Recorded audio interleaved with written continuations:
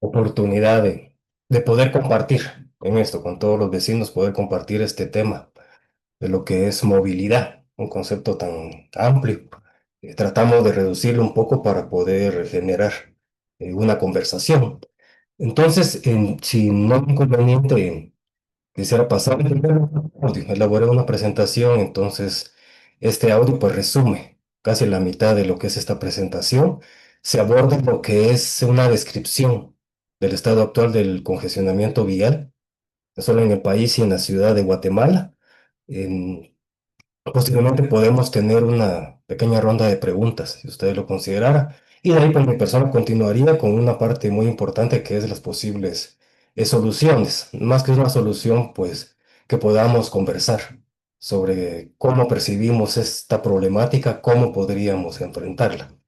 Entonces, si me permiten, voy a pasar el audio, son alrededor de 20 minutos y después pues quedaríamos a las órdenes para comentarios y dudas.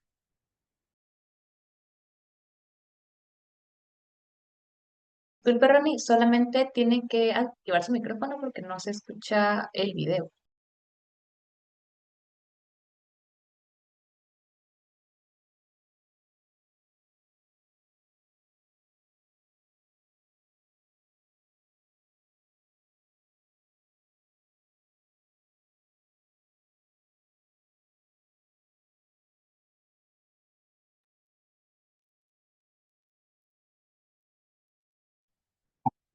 Y el estado actual del congestionamiento vehicular.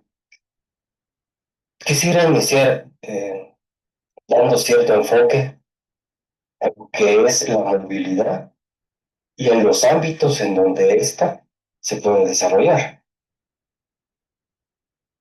A partir de ello, los riesgos e implicaciones para la población pueden ser distintos. En dado caso, si esta movilidad se presenta en centros urbanos o si la misma estamos hablando de las carreteras, ya fuera de un entorno urbano prácticamente municipal, la comunicación entre municipios y las principales vías de comunicación. Dependiendo de qué movilidad estemos hablando, los tipos de riesgo, las problemáticas pueden ser distintas.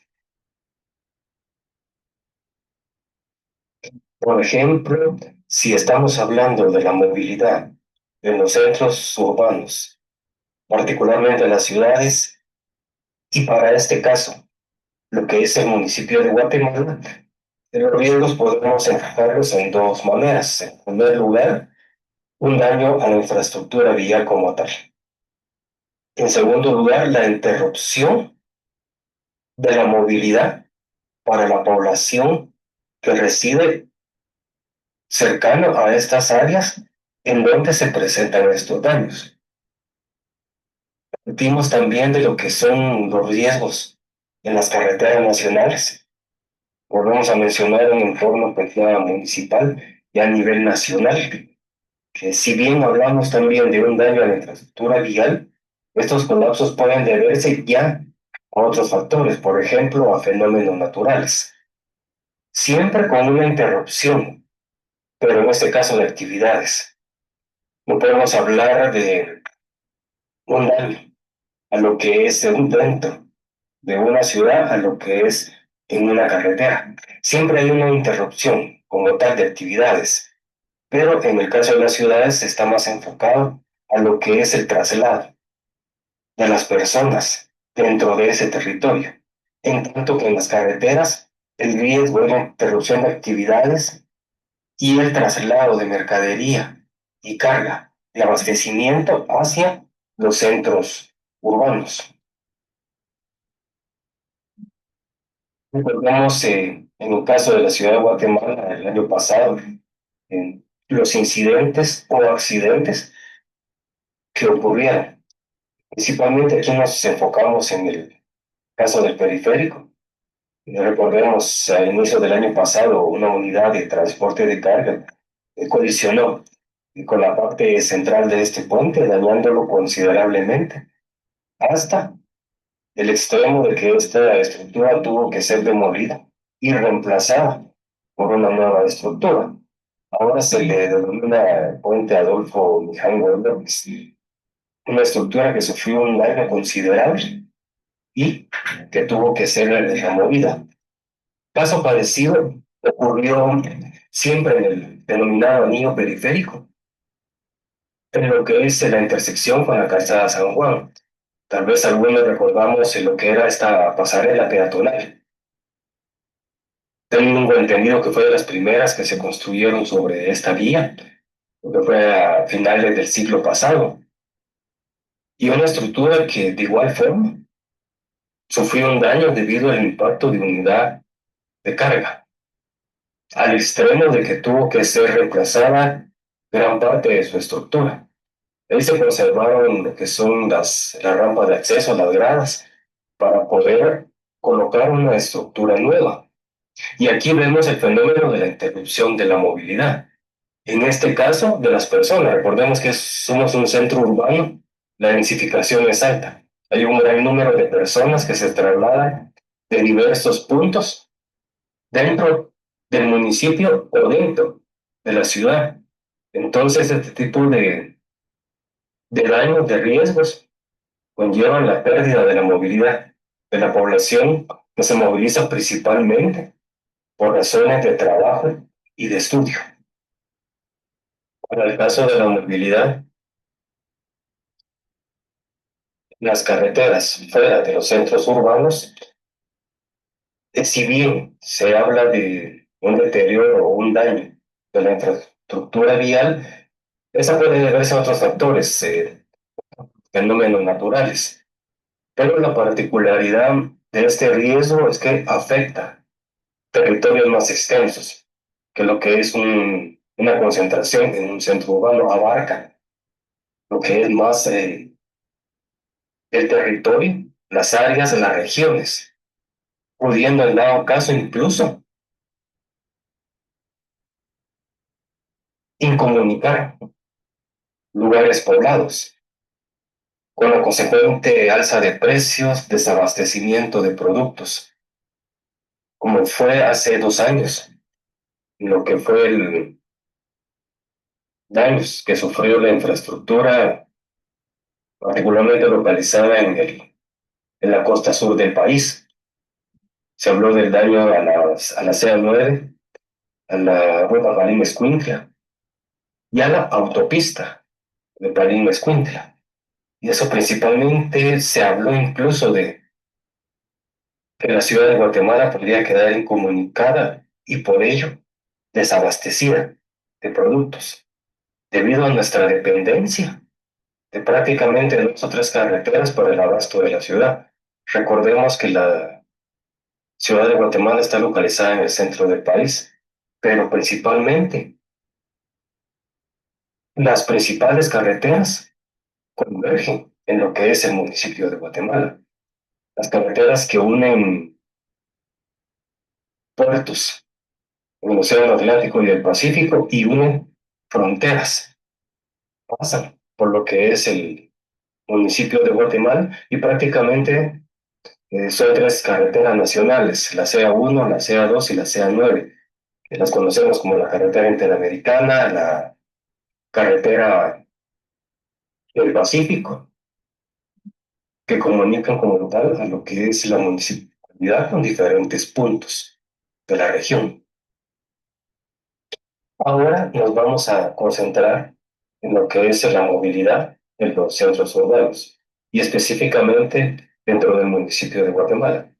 Y vamos a mencionar datos que se han manejado ya de hace algún tiempo a través de diferentes medios de comunicación.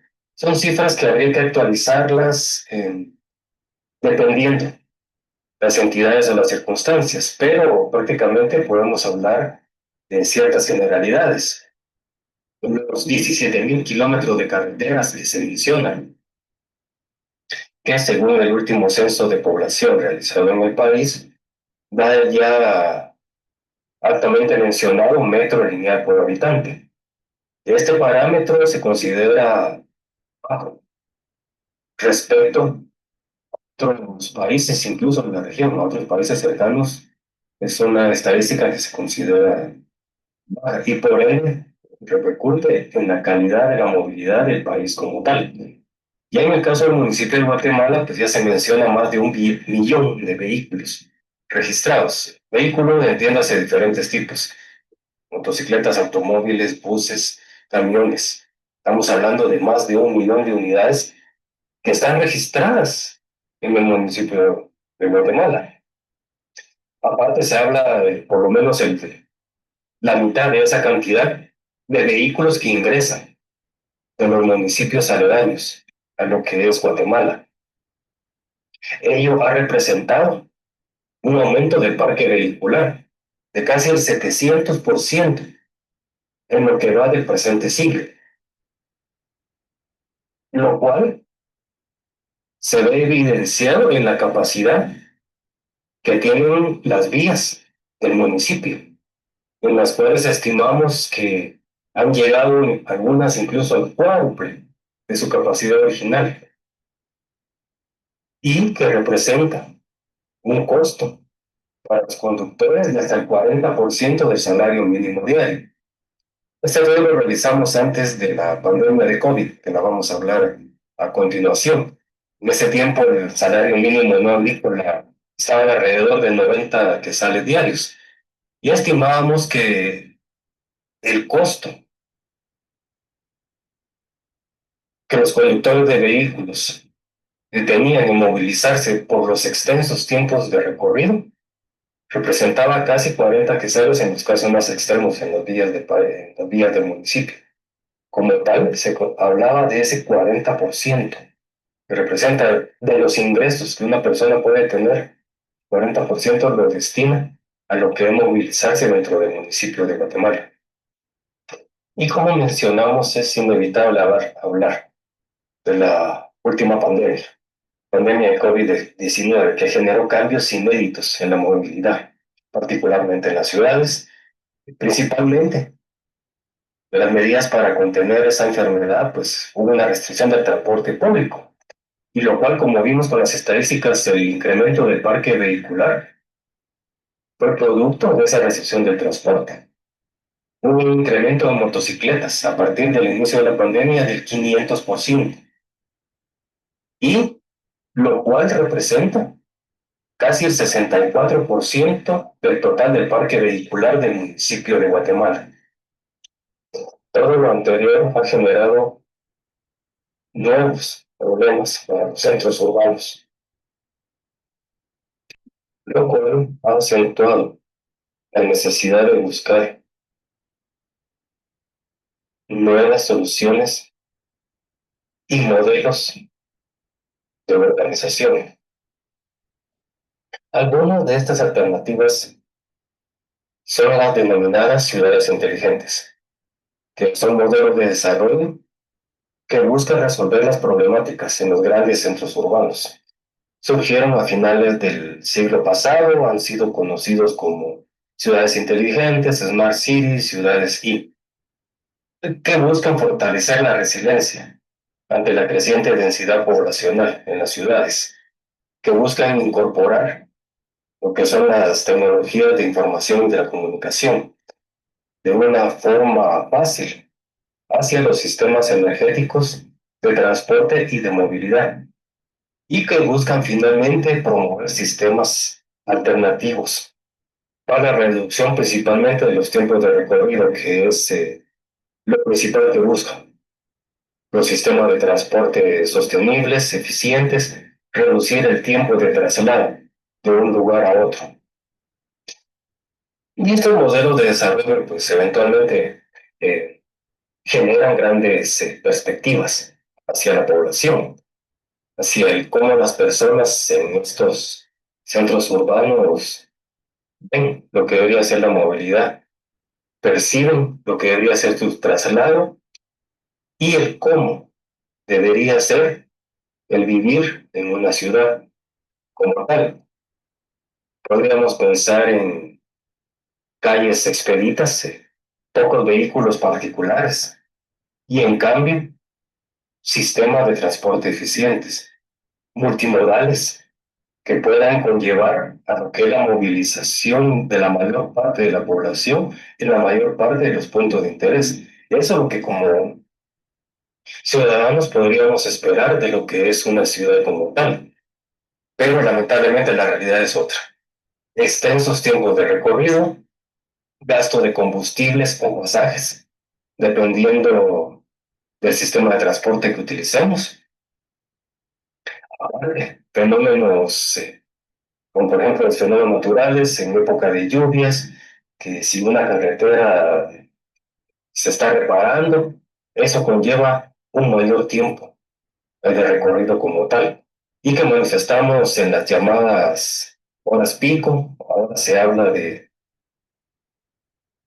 tiempos de mayor demanda, en las que los costos son considerables, el traslado es considerable, el desgaste, que se puede hablar, el desgaste y la salud mental, son temas que no se han tratado tanto en lo que es esta problemática.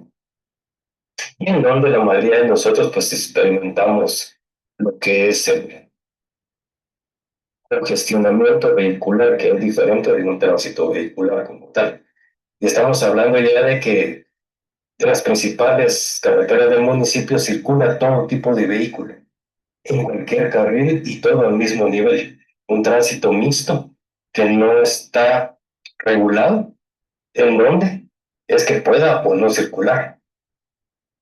Ahora, con estas consideraciones, vamos a entrar al tema del por qué es que se da esta problemática del congestionamiento vehicular, del tránsito vehicular y de los extensos tiempos de recorrido para transitar de un lugar de interés a otro.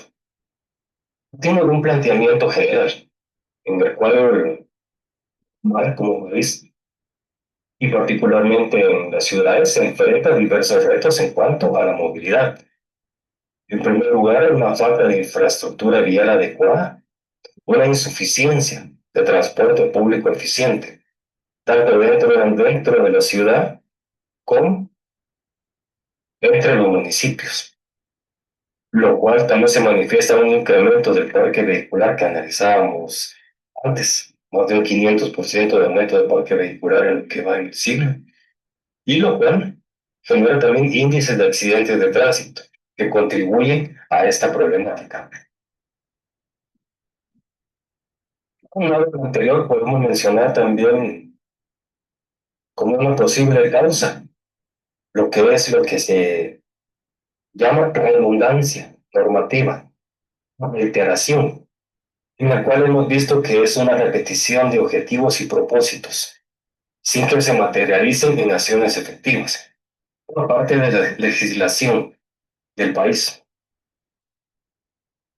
Tenemos el caso reciente de la Ley de Infraestructura Vial, como fue nombrada originalmente en el 2018, y que ahora se modificó y se aprobó como Ley de Infraestructura Vial Prioritaria, siendo un enfoque de lo que era una posible visión a nivel nacional para la recuperación y construcción de carreteras, a lo que pasamos ahora, un enfoque prioritario, específico. Ciertas carreteras son las que se van a trabajar, se van a recuperar como tal. Lleva ahora nuevos desafíos en cuanto a cómo se va a poder aplicar esta nueva ley para realmente recuperar y construir nueva infraestructura vial.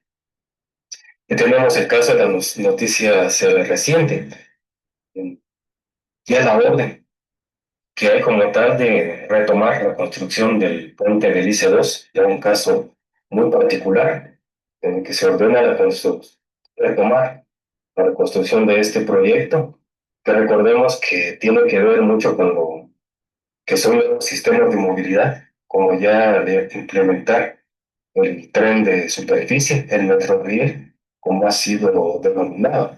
Entonces, este puente, este elemento de infraestructura es vital para poder implementar este sistema de transporte. Vemos los problemas que había, que básicamente es la disponibilidad del derecho de vía para poder construir esta obra. Ahora se da la orden de retomarlo, pero persisten estos problemas. Hace falta todavía adquirir derecho de vía como tal. Hay temas de patrimonio que deben ser solventados. Entonces, tiene que retomar esta obra, pero los problemas originales persisten. Entonces, como tal, la nueva ley de infraestructura vial prioritaria contempla todos estos proyectos, pero lo que hablábamos anteriormente, una redundancia normativa, nuevas leyes, pero con los mismos problemas de fondo para poder solventar estas situaciones. Y lo cual concluimos esta parte de la presentación con una serie de reflexiones como tal, particularmente con el tema normativo, lo que es el país. Se considera que no se cuenta con una visión a nivel nacional para la construcción y mantenimiento de infraestructura vial. Persiste una redundancia o reciclaje de reglamentos que ocasiona sesgos en cuanto a cómo debe ser la movilidad, ya sea en las ciudades o en las carreteras. Vemos que el enfoque que se da a cómo tratar la circulación vehicular es diferente para una ciudad que para el resto del país o para la comunicación entre los municipios. Por lo cual se considera que la implementación de políticas efectivas y un marco legal adecuado son fundamentales para abordar estos desafíos y evitar que las leyes compitan entre sí o peor aún se anulen mutuamente.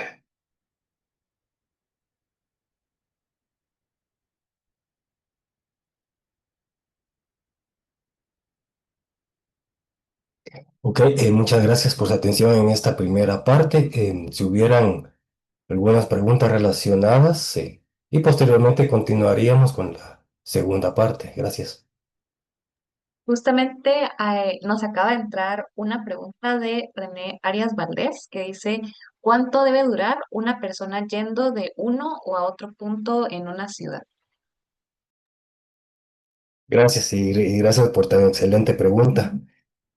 Partiendo de que todo todo es relativo, porque una ciudad, un centro urbano, es muy difícil poderlo comparar con otro. Tal vez en nuestro ámbito regional, tal vez es posible. Tomamos en cuenta que la ciudad de Guatemala es muy diferente al resto de las capitales de Centroamérica. No solo la extensión, sino la complejidad de poder llegar a un punto a otro. ¿Cuánto me tendría que tardar yo de trasladarme de un lugar a otro? Por ejemplo, en la mañana de mi lugar de residencia hacia mi lugar de trabajo o de estudio, principalmente, que son los principales motivos de viaje. ¿De cuánto debería tardar? Más o menos el municipio de Guatemala tiene un rango de 14 15 kilómetros aproximadamente del centro, partiendo de un extremo, por ejemplo, de Colindancia con Misco para llegar al Trébol o la zona uno aproximadamente son unos 14 15 kilómetros. ¿Cuánto me tendría que llevar el recorrer eso? Aparte que es algo, puede ser algo subjetivo porque conlleva en primer lugar el tipo de transporte que estoy usando. Estoy usando vehículo particular. Dentro de ese vehículo particular, si es automóvil o motocicleta, o estoy usando el transporte público. O tengo la posibilidad de movilizarme a pie. De eso. También se menciona con las ciudades inteligentes, las smart, también se menciona la ciudad de los 15 minutos, un concepto ya muy amplio, muy desarrollado, 15 minutos. Caminando mi persona o en bicicleta, ¿hasta dónde puedo llegar dentro de los 15 minutos? Que es lo que se considera que caminar pues es una distancia, un tiempo prudencial para ello. Entonces, responder a eso, ¿cuánto? Tenemos los tiempos de recorrido, lo que hablábamos de la saturación de las principales vías de la ciudad. Para esos 14 kilómetros, dependiendo de la hora, dependiendo de la vía, si se usa transporte privado, son 90 minutos, es hora y media, como tal. En otras vías puede ser que me lleve menos tiempo. Entonces ahí es donde entramos, ¿qué es la percepción que yo tengo del tránsito?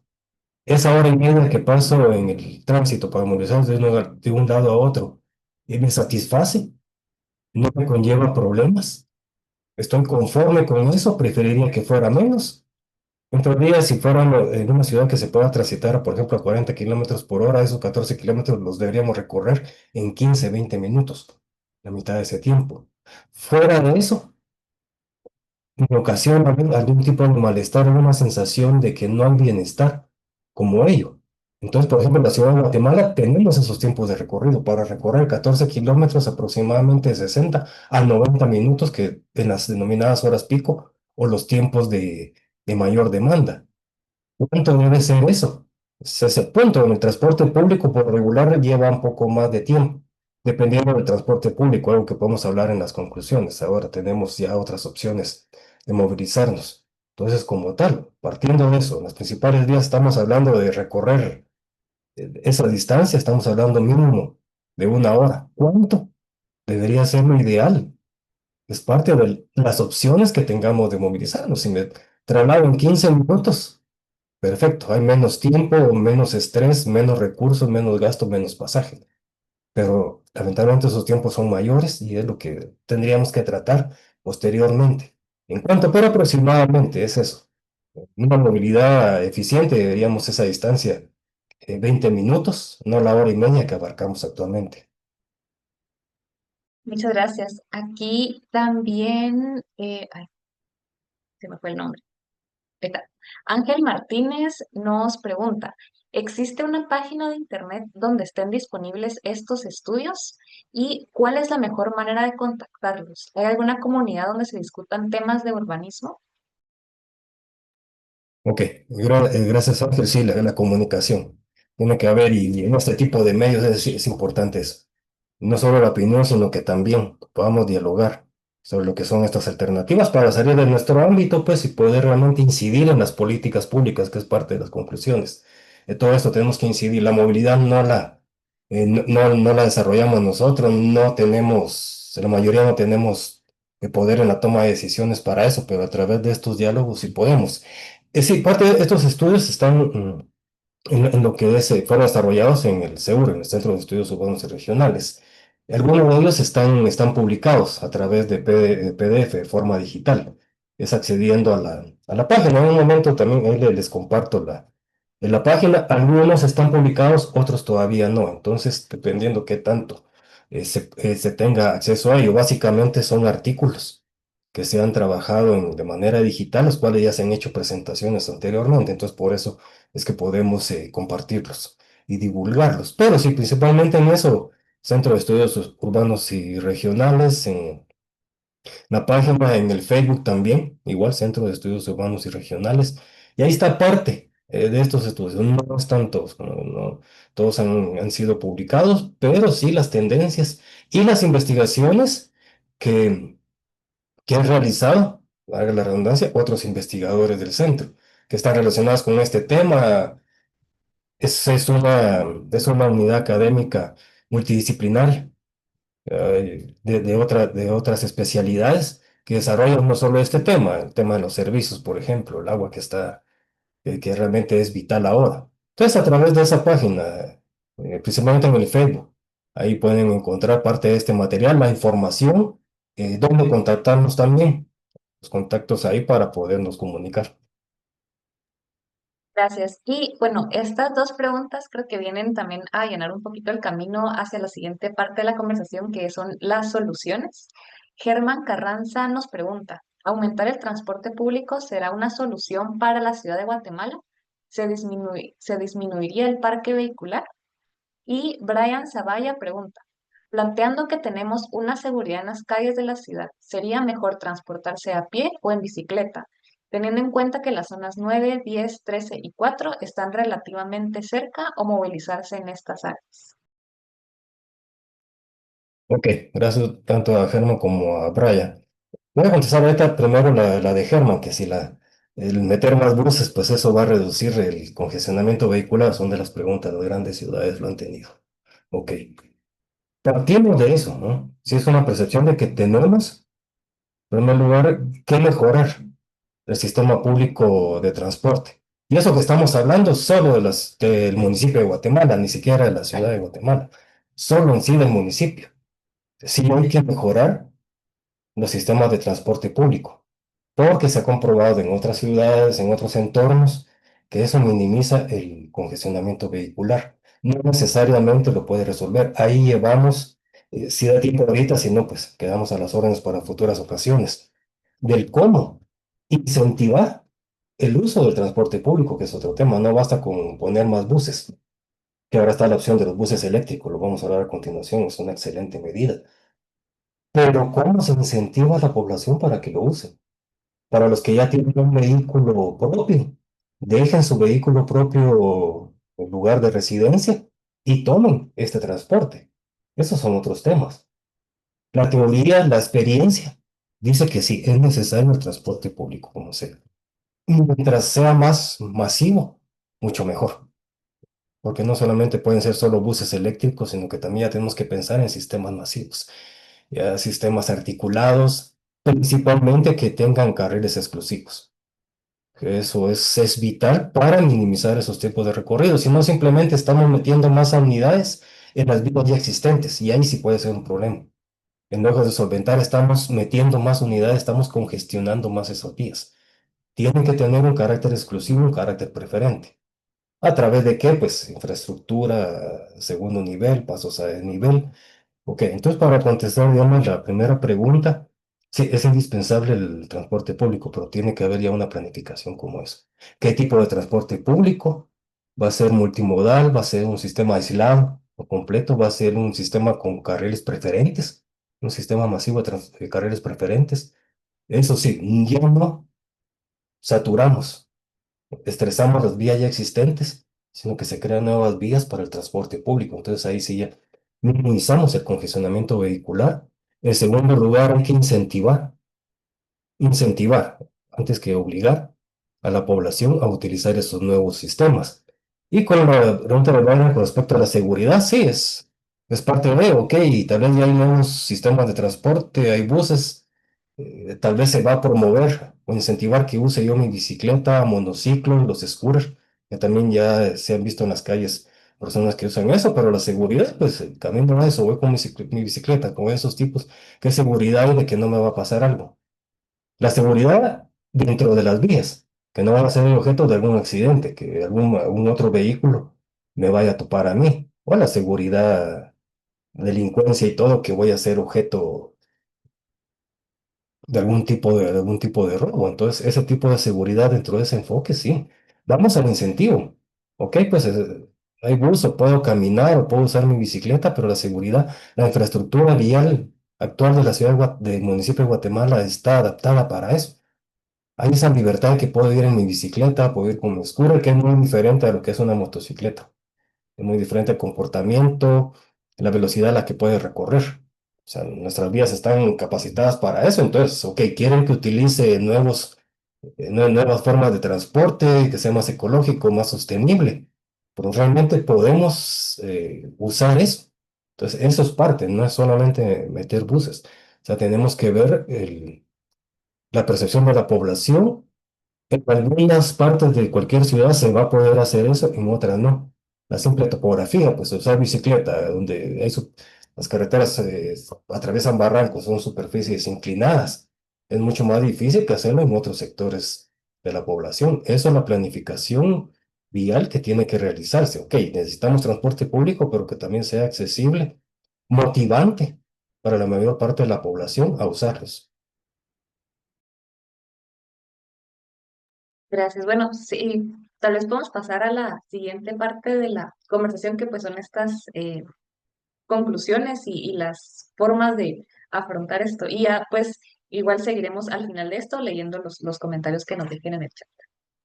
Ok, excelente. Voy a proyectar el resto de la.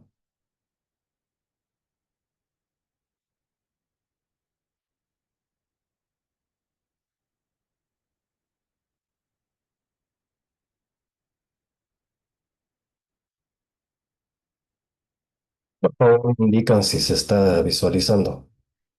Se ve la pantalla. Ok, muchas gracias.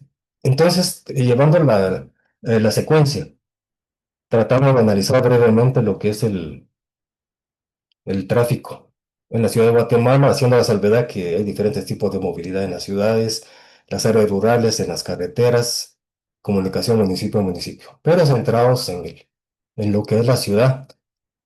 Posibles y no soluciones, pues tal vez sus temas, reflexiones de qué se puede hacer para mejorar esto como tal.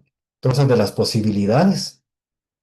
los elementos para abordar estos desafíos de movilidad, de la falta de transporte, del incremento de costos y los tiempos de recorrido. Partimos de que tiene que haber un diagnóstico, un diseño e implementación de sistemas de transporte como tal. Se prepondera mucho. Ya otros compañeros han reflexionado sobre eso. Basta con solo meter más buses, ok, pero sí necesitamos alternativas de transporte a lo que es el vehículo particular. Y la forma más eficiente que se ha demostrado es transporte público masivo, masivo y en vías exclusivas. Aparte está el incentivo para la inclusión social también, de los sectores que hay, personas que les es un poco más difícil trasladarse, ellos mismos de un lugar a otro también, dentro de una ciudad también, el derecho a la ciudad también tiene que incorporarse lo que son la inclusión social, la eficiencia energética, llámese sostenibilidad, el ahorro, el pasar a energías alternas y renovables. Esa eficiencia también tiene que manifestarse en estos nuevos sistemas de transporte público y lo cual conlleva necesariamente lo que es al uso de tecnologías. Últimamente se han implementado, la Municipalidad de Guatemala ha implementado los llamados semáforos inteligentes. Es una gran opción, tenemos que estar al lado de la tecnología, ya dependerá de cómo se vaya a aplicar eso realmente que vaya a funcionar. ¿Qué tipo de movilidad va a favorecer? Porque la movilidad ya vimos que no es solo vehicular, son de las personas. ¿Se va a preferenciar siempre el tránsito de vehículos particulares o la movilidad de los peatones? Como tal, estos nuevos sistemas tienen que contemplar eso. No es solamente seguir incentivando el uso del vehículo particular como tal. Tiene que haber otras formas de movilidad que estas tecnologías puedan implementar. Aquí ya concluyendo básicamente los planes pilotos que se han implementado en este municipio, lo que es la motovía. Hablando de sistemas de transporte con preferencia, con carriles exclusivos o preferentes. Ese experimento que se realizó el año pasado en la calzada de La Paz, tengo entendido que se va a implementar en otras secciones de ese sector, de esa zona de la ciudad capital. Ha tenido resultados, ha tenido no, pero sí conlleva la generación de planes piloto, ok. Veamos qué podemos hacer para resolver este problema. Y según tengo entendido, se realizaron estudios. La municipalidad realizó estudios, ¿por qué se implementó ahí? ¿Por qué en esa vía? Porque es una gran afluencia de motocicletas en particular y porque este sector de la Calzada de La Paz tenía una alta incidencia de accidentes de motocicletas. Entonces, con ese estudio se realizó este plan piloto. Y realmente la percepción, que lo podemos hablar, para algunos ha funcionado, para otros no, pero conlleva la teoría que hemos visto, la exclusividad de los sistemas de transporte. No, ahorita son motocicletas, sería mejor que también se implementara un carril para un sistema de transporte público. Pero estos planes pilotos ayudan porque son eso, son planes, son pruebas que se están haciendo con una base estadística, con una base de referencia que está ahí, que implementemos esto. Si funciona, sigámoslo implementando. Pero si a la población, en un porcentaje dado, considera que esto no es apto, también tenemos que hacerlo ver, no solo implementar por implementar o porque sea algo de moda, que hagámoslo y después esto se va a ir abandonando poco a poco. Otro sistema de movilidad alternativo, el uso de los buses eléctricos, este sistema conocido como Tubuse. Imagino muchos de los asistentes han utilizado estos servicios, hemos usado la mayoría de las rutas que están disponibles por el momento. Es un buen servicio, ya vamos a la sostenibilidad, al empleo de energías renovables para poder movilizar estas unidades. Esperamos que esa sostenibilidad realmente se conserve, porque ok, estos vehículos utilizan energía eléctrica, pero también dependiendo de cómo se obtenga esa energía. También hay que observar si es sostenible las fuentes que están generando esto, o es casi lo mismo que si estuviéramos usando combustibles fósiles.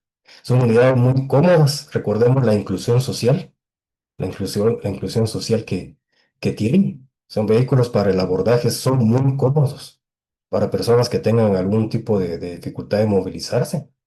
Son cómodos, Es algo de sistema multimodal, o sea que las paradas también son compartidas por otros sistemas de transporte público, transurbano como tal. Entonces, diferentes puntos, ok, puedo abordar con diferentes unidades, con diferentes buses. Aquí entramos a las preguntas originales, que si el meter más unidades de transporte aliviana el tránsito o lo complica más. Esos es de los posibles inconvenientes que podríamos conversar de estas unidades, porque se están incorporando en rutas ya existentes, en calles ya existentes, no hay nuevas vías para estos sistemas de transporte, entonces en algún momento, pues sí, pueden generar más congestionamiento, lo hemos visto, si tanto usamos los buses como si vamos en vehículos en esta vía cuando estas unidades están circulando. Se ha visto que complican un poco más el congestionamiento vial. Resuelven una parte de la movilidad, la que es peatonal, la que es de la gran cantidad de población, la mayoría de la población que utiliza transporte público. Congestionando un poco las vías, sí, otros tipos de movilidad también, que se complica a determinadas horas. Nuevamente, ¿qué tipo de movilidad, a qué tipo de población se busca beneficiar con estos sistemas? Y siguiendo con estos tipos de alternativas, las unidades modulares, como tal. El seguro también, a través del tiempo, pues ha generado lo que son estas propuestas. Unidades de buses que se puedan articular, se puedan desprender en dado caso, como que fuera un tren, se quitan tantos vagones. En las horas de mayor demanda, pues se usa la capacidad total del vehículo y cuando esa demanda baja, entonces las unidades se pueden modificar para transportar menos personas, la oferta y la demanda que está. Porque el tema de costos, todavía que también podamos hablar de eso, también influye mucho en la implementación de sistemas de transporte público. Ok, implementemos un sistema de transporte público, pero el financiamiento de eso y que sean autosostenibles. Es un problema en las horas pico, pero en las horas de menor demanda, a veces los costos no cubren el que estos sistemas se puedan implementar. Entonces hay que modularlos, dependiendo de la demanda que exista, no en toda la ciudad. La movilidad es la misma, la demanda es la misma. Entonces modular estos sistemas para que podamos realmente que sean sostenibles, que no incorporemos unidades que después por falta de financiamiento o que ya no son viables económicamente se tengan que abandonar en el mediano, corto o largo plazo. Ya con eso pues concluiríamos. Que son recomendaciones, conclusiones, prácticamente es un tema que abarca muchas aristas. Pero de las que se implementan nuevamente los sistemas de transporte masivo, eficientes, accesibles para la mayoría de la población. Por eso la promoción de un único medio, en este caso el vehículo particular. Necesitamos más infraestructura vial, más sistemas viales que no afecten el espacio destinado a los peatones y áreas verdes también, lo que conlleva lo que es una ciudad, lo que tiene que haber todos los espacios públicos destinados para la población. En tercer lugar, utilizar lo mejor posible la infraestructura vial existente, ampliando y mejorando lo estrictamente necesario. Aquí las nuevas alternativas que está promoviendo la Municipalidad de Guatemala, el Metroriel, el Aerometro, la línea blanca, el priorizar las calles exclusivos para uso del transporte público, que eso sí lo consideramos indispensable para que realmente funcione. Funcione e incentive a usarlo. Tiene que tener vías exclusivas para poder asegurar que los tiempos de recorrido sean los menos posibles. Y todo esto, pues, que conlleva el fomento de la seguridad vial como tal. Entonces, con esto, pues, ya concluiría todo lo que es la presentación y quedamos a las órdenes. Muchísimas gracias, Ronnie. Tenemos aquí dos preguntas. La primera es de Julio López, que pregunta su valoración sobre lo que está haciendo o ha proyectado hacer este gobierno sobre el tema. Supongo yo que es acerca del tren superficie. Y otra pregunta que es, ¿qué experiencia buena hay a nivel departamental o municipal?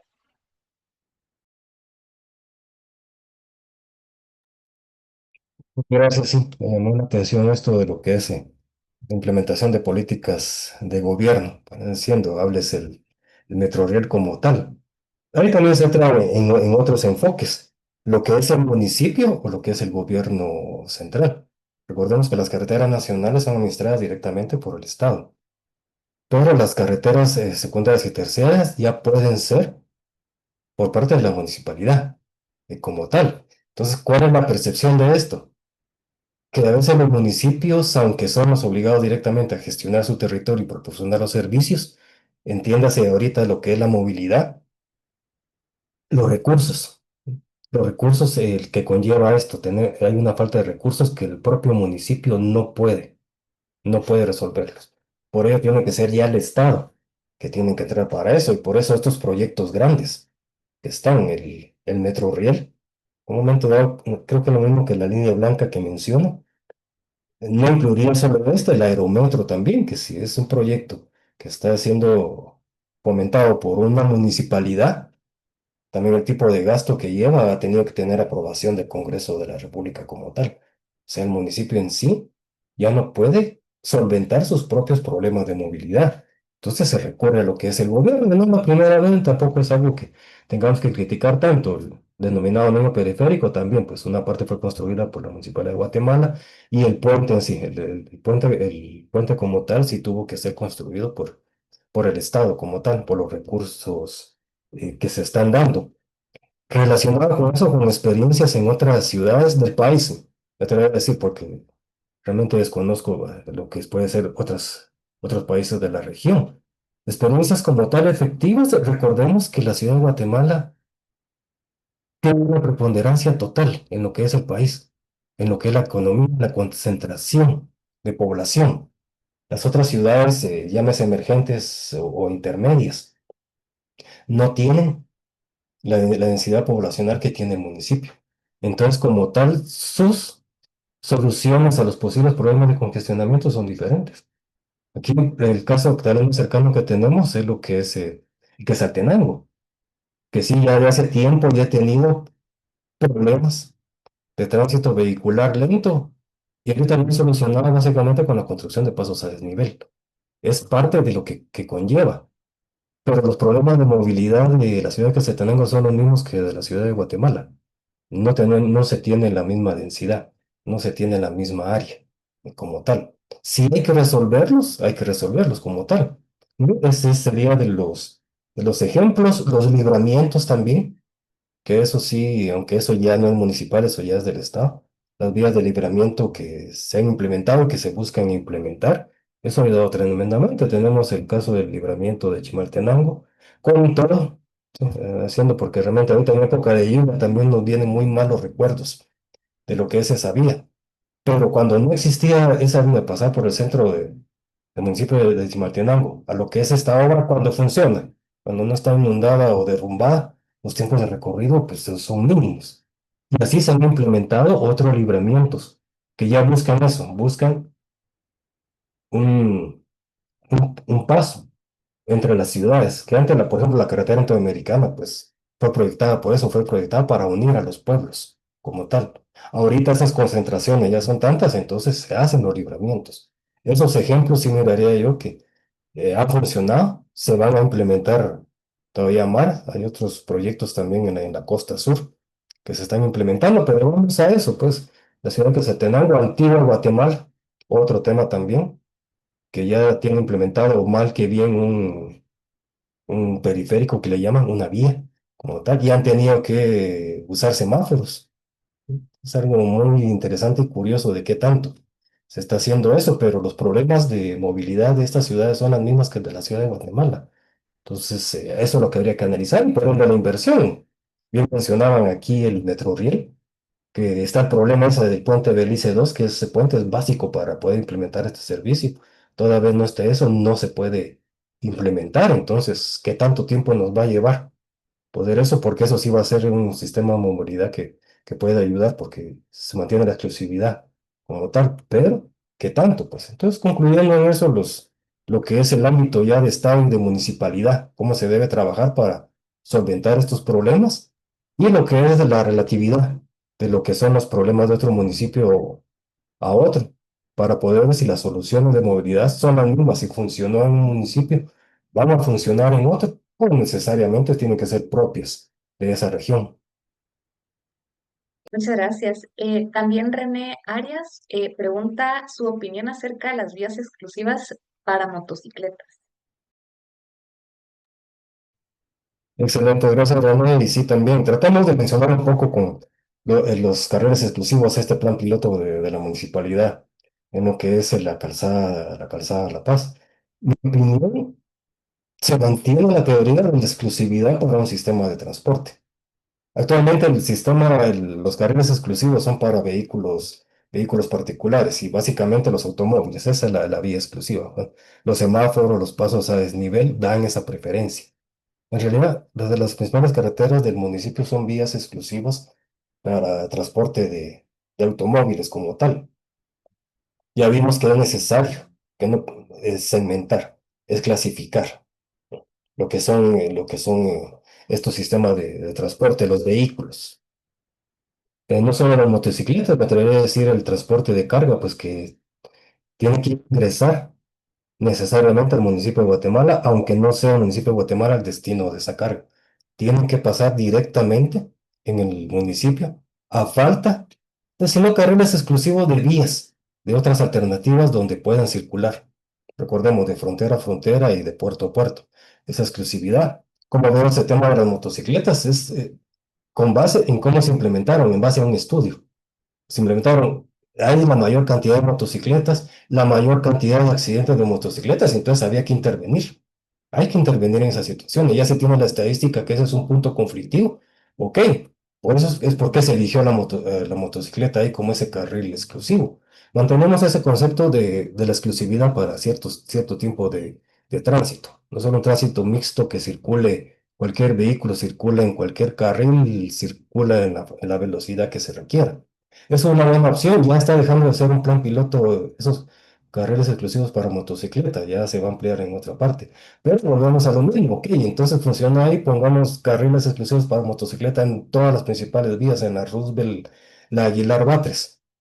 Ahí es donde vamos, que si realmente va a funcionar o no. La densidad de motocicletas es la misma en todas las ciudades, es el mismo porcentaje en todas las vías, porcentaje de accidentes es el mismo. Ok, entonces, estas vías exclusivas sí, pero si vamos a vías exclusivas, tenemos que preponderar para el transporte público.